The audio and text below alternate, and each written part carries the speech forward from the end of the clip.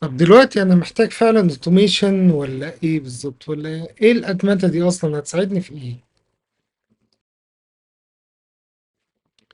بصراحة مش كل الناس محتاجة أتمتة، بس لو حاجة من الحاجات اللي هقولها دلوقتي بتحصل لك كل يوم، يبقى الأتمتة دي هتغير حياتك.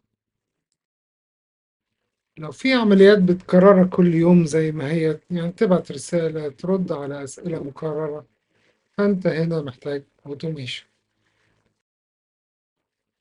بتضيع وقتك في شغل تكراري وممل زي كوبي بيست كوبي بيست، وقتك أغلى من كده. عايز تبدع، عايز تفكر، فأنت محتاج اوتوميشن. لو بتنسى كتير، مثلا تنسى ترد على ايميل او تعمل حاجة معينة، الاتمتة اوتوميشن بتعملها عنك في التوقيتات اللي انت بتحددها.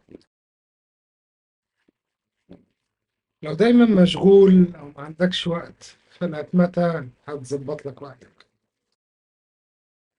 باختصار الاوتوميشن ده هيوفر لك وقتك وهيشتغل بدالك في الاعمال المتكررة اليومية المملة اللي انت دايما بتعملها، وهيفضي وقتك للحاجات اللي محتاجة تفكير وإبداع.